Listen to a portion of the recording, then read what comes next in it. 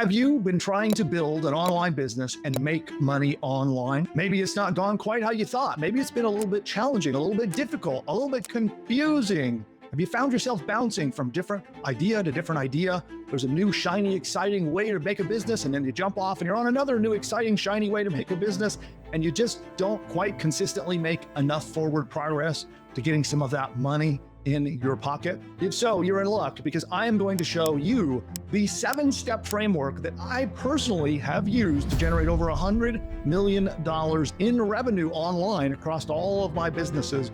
And it is boiled down from my 25 years of successfully building and growing internet businesses. And so I will share with you in this video this exact 7-step framework that will virtually guarantee you are successful in building an online revenue stream. So are you ready? Let's dive in.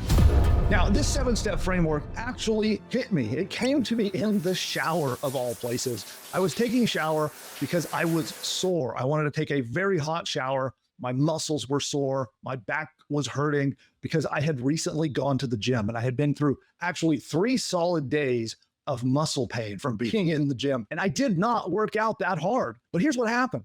I had taken a 4-month gap. Normally, I'm in the gym 2 or 3 times a week, staying in shape, making sure I'm healthy. But I had gone 4 full months of not going into the gym. And I was reflecting on why that was, and it hit me. I should be applying the same strategies that I use in business to my approach to health and to going into the gym and doing other things. The first thing is, how did I get to a point where I had been neglecting something so important as my health? And in your case, it might be that you might go through periods of time where you find it difficult to work on your online business.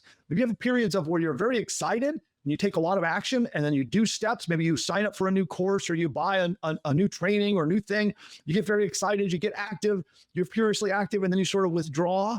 And then over time, you slowly start to do less and less and less work on your business.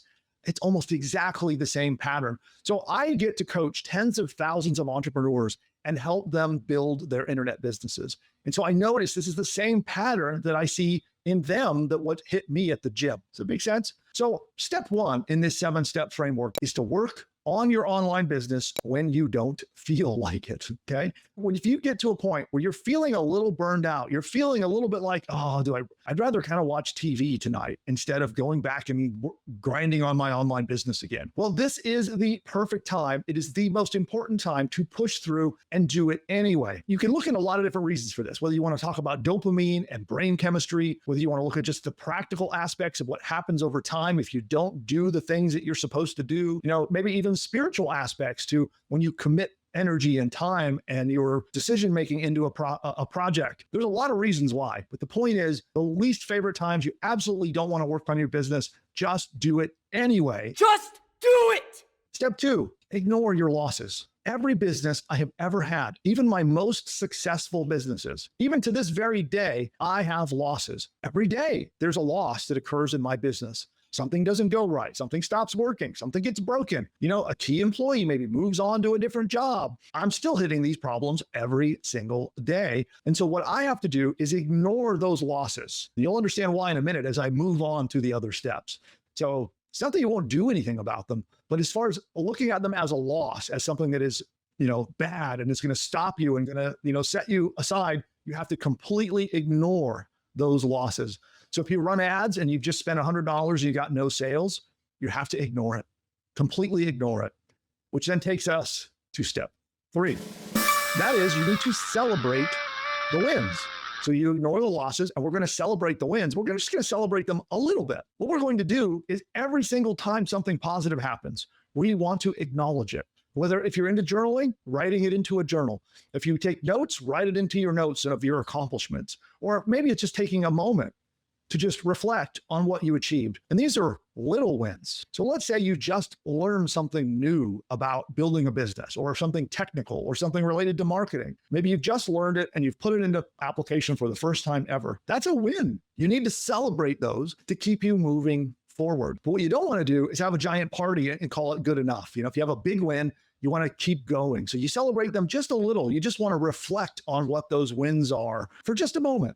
Note them down and then move on to get the next big win. The next thing that you'll want to do, step 4 in this framework, is study your results. And what I like to do is at least once a week, I want to go over my results for the week. And here is where you want to take up your losses. So if things did not go well, you want to examine them analytically. Don't let the emotion of the loss knock you down. When you're hit with them, you have to brush them aside and ignore them and just keep going. But there is a time where now you're going to reflect on it, and you want to do it from an analytical, logical perspective, not an emotional one. So that's why I tend to not address those emotional losses in the moment I'm experiencing them. Instead, again, I try to brush them aside, deal with anything immediately I got to deal with. But in terms of the overall big solution to those losses, I put them off until I can look at the situation logically. And so we're going to study our results. We'll find the losses that we had. We'll find the wins that we had. We're going to examine them and learn from them to then do the next 2 steps. 5, do more of what works. This is something I see so many business people fall flat on. It's crazy to me. So even some of my peers who are making literally millions of dollars in their businesses, they'll tell me all about some exciting advertising campaign they ran, maybe a year ago. And I'll ask them, well, how's it going now? They're like, oh, I don't know. I stopped doing it. It sounds crazy, but it happens all the time, where successful actions that people are doing to build their business, they get forgotten about, they get knocked down to the wayside, and people don't continue doing it. And so what you want to do is right in that week that you encounter some win, note it down. And it is now policy to continue doing this thing and not ever let it drop out. Even more so, how do we amplify that win? How do we take what was successful and do it bigger, better? Do you need to invest more money into something, put more money into advertising or into whatever that successful activity was, to reinforce it and do more of what's working? On the flip side, the 6th step of this is to do less of what doesn't work. Here is where we really can take a look at our losses and figure out how do we knock them off, right? So if we find that maybe we've been spending money on a particular type of an ad and it just isn't working, well, here's where you can now plan and go, okay, we're going to kill off these ads. What are we going to do instead? And you can bounce off of, okay, well, what's worked before? Because we've been studying what's worked in the past. Figure out if you can do more of that. Or figure out how do you do something different and change those patterns of what doesn't work. And I know what I'm covering here sounds so simple, but nobody does it. Most entrepreneurs, they're just sort of like flying by the seat of their pants, drifting in the wind with no real clear direction. Wherever the wind blows you, you go. Here, by doing these simple steps and making it something that you do every single week, at least, you get to seize control over your success or failure rather than blowing in the wind and not necessarily knowing what's going to happen next. I'll see people that aren't doing this, and eventually their businesses fail, even if they're wildly successful. Now, the 7th part of this framework is probably the most important, and that is continue. Don't take a break. There is no rest. If you're new to online business, you're new to entrepreneurship, you can't just take vacations. If you haven't yet built your business, you need to get your business running. You need to get some momentum. You need to get systems in place. And it takes a bit of work. So you need to continue. And you probably know what you need to do next, but sometimes you just don't feel like it, which step 7 ties right back into step 1 at the top, which is work on your business when you don't feel like it. So these are the 7 steps. And again, continue is the most important one. Out of all the entrepreneurs that I know that are successful, it is in step 7, the ones who persist and the ones who continue despite how they feel. Whether they want to take a vacation, whether they want to go watch TV, whether they want to go out to dinner with their family, whatever it might be, that they're trying to escape and avoid the work that comes with their business. Those that continue and persist and push through and apply this 7-step formula are the ones who win.